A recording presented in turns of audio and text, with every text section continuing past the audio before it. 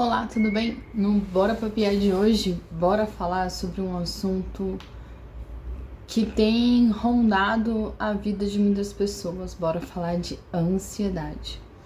Ansiedade é um tema extremamente amplo, tem muitas vertentes, então eu vou focar em alguns pontos principais, né, em relação à ansiedade. A ansiedade essa que parece que tá todo mundo sofrendo e sentindo.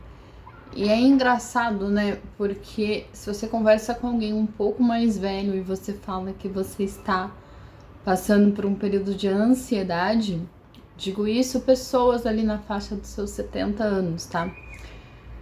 Eles têm uma visão muito diferente, muito equivocada sobre a ansiedade. Se você é criança, se é a criança que está sofrendo de ansiedade e precisa de um acompanhamento disso, que a gente escutava, né? Até mesmo talvez se você tá na mesma faixa etária que eu ali, de 30, 35 anos, a criança ansiosa é falta de umas palmadas na bunda para ver se dá uma despertada, né? E é um pensamento extremamente equivocado. Se é a mulher que sofre de ansiedade, o que a gente escuta muitas vezes?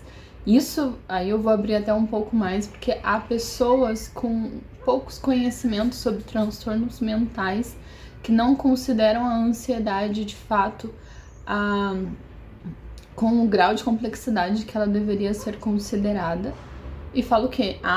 Mulher que sofre de ansiedade é falta de pia, é falta de roupa para lavar, como se a ansiedade estivesse ligada, no caso da criança, ao mau comportamento, né? A criança mal comportada, a criança que não tem disciplina, diz que é ansiosa e merece ser castigada.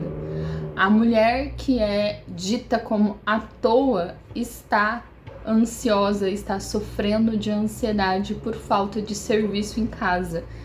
E o homem ansioso, o homem assumido ansioso, porque há um certo preconceito do homem se assumir doente com ansiedade, assim, é uma coisa triste, na verdade não é engraçado, é triste. Este homem ansioso, ele é fraco, ele não serve, ele deve estar enganando a família, ou ele tá sobrecarregado e tá achando que é ansiedade. Enfim, existe um núcleo de pessoas que não acreditam na ansiedade. Mas pensa só, existe um dado, né? Existe uma pesquisa feita pela Sociedade Brasileira, né, de saúde mental, e diz que cerca de 9,3% da população brasileira sofre de ansiedade. Então, cerca de 10% da população sofrendo de ansiedade. Será que estamos tratando a ansiedade com o seu devido cuidado, com o seu devido vigor? Será que estamos nos deixando ser cuidados da maneira correta sobre a ansiedade? Me diz, você sofre de ansiedade? Você se sente uma pessoa ansiosa? Eu me sinto uma pessoa ansiosa. Eu sei que tenho problemas com ansiedade e tenho nisso. Não é minha opinião, não é eu que acho que sou ansiosa. Eu fui buscar por tratamento, eu fui percebendo alguns sintomas físicos que estavam atrapalhando a minha rotina e fui buscar por ajuda profissional e fui diagnosticada sim com ansiedade, porque é um diagnóstico, é algo que você pode controlar, é algo que você pode tratar. É algo que você pode cuidar para ter uma qualidade de vida muito melhor. Quer ver uma coisa, né? Existe um livro que eu estou lendo que se chama A Inteligência Socioemocional. É um livro de Augusto Cury e nesse livro ele cita sobre um pensamento, é uma autoria dele, que é a síndrome do pensamento acelerado, e que isso leva também à ansiedade. A ansiedade leva a síndrome do pensamento acelerado. E é muito isso. E aí no contexto da mulher, né, pegando aqui, depois contextualizando em alguns outros cenários, o que acontece? Nós, muitas vezes, temos que cuidar da casa, cuidar dos filhos, cuidar da rotina alimentar da casa, cuidar quem vai fazer o quê, agenda de médico, compras do mercado, ver se tá tudo em ordem, ver se as compras foram feitas, ver se a roupa tá lavada, ver se a roupa tá passada, ver se a roupa tá guardada, enfim. E aí ainda tem a sobrecarga, porque trabalhamos fora, temos as nossas entregas com relação à nossa vida profissional, que precisamos deixar tudo em ordem. Temos o cuidado com a saúde dos nossos filhos, temos que deixá-los alimentados, bem tratados, bem cuidados, bem instruídos. E, enfim, né? E ainda querem que a gente faça academia, que a gente leia um livro por mês, que a gente medite, que a gente faça exercícios regularmente, enfim, e durma 8 horas. E aí, quando a gente tenta ver, a conta não fecha do dia. E aí, o que acontece? Quem aí tá assistindo esse vídeo e colocou na velocidade 1.5? Para agora. Para. Dá um tempinho pra vocês. E volta pra velocidade normal. Por quê? Isso ajuda-nos a deixar ansiosos. A gente começa a acelerar muito a nossa vida porque a gente quer dar conta de tudo. E aí a gente quer dar conta de assistir um vídeo que a gente acha interessante, mas como a gente tá fazendo 1000 e outras coisas, ou porque eu quero assistir outro, logo em seguida eu boto lá no 1.5 pra terminar logo. Eu boto no 1.5, ou às vezes no 2 ali no WhatsApp, pra gente ouvir rapidamente os áudios, entender o contexto ali do que a pessoa tá nos passando e conseguir responder rapidamente. E aí quando a gente tá numa conversa pessoal, a gente fala, nossa, que gente lerda. Nossa, essa pessoa não sabe conversar, parece uma lesma falando.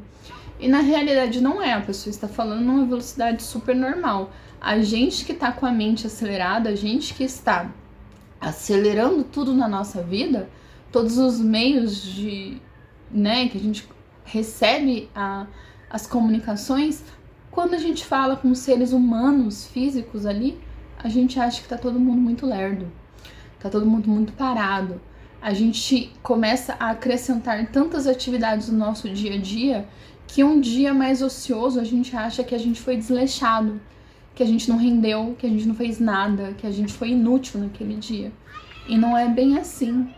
A gente tem que ter os nossos momentos de paz, a gente tem que ter os nossos momentos de calmaria. E a criança nesse cenário, né? A criança, ela tem crescido o número de crianças ansiosas justamente por quê? Porque há uma cobrança muito grande em cima da criança, dela ser alfabetizada muito rapidamente, dela aprender a andar muito rapidamente, e aí nas escolas os estímulos com as atividades extracurriculares, e durante a semana, se essa criança estuda apenas no período da manhã, no período da tarde, ela tem toda a agenda cheia, ela não tem tempo para fazer mais nada, tempo de ociosidade. A ociosidade é um presente, ela não é um castigo e ela não é uma falta de caráter. Nós precisamos de ter momentos ociosos para o nosso corpo, a nossa mente, a nossa alma dar uma relaxada, dar uma abaixada na euforia, né? E aí o que acontece? Essa criança, ela acaba tendo uma sobrecarga tamanha de atividades ou de estímulos, considerando videogames, telas e tudo mais, e ela, sim, fica ansiosa. E como é que eu entendo que a criança tá ansiosa? Porque às vezes a criança não vai falar pra ti assim, né? Dependendo da idade que ela tem, se ela tem 6, 7 anos, ela vai falar assim, estou me sentindo ansiosa, preciso relaxar, preciso meditar ou qualquer coisa. Ela vai ter comportamentos, então ela vai ter dificuldade para dormir, ela vai ter dificuldade para ficar quieta na cadeira, ela vai ficar balançando assim, né? E às vezes nós adultos percebemos que estamos ansiosos, nosso corpo físico está ansioso porque estamos sentados e estamos balançando a perna, porque como é o nosso corpo tá mandando sinais que ele não pode parar, ele não pode relaxar, né?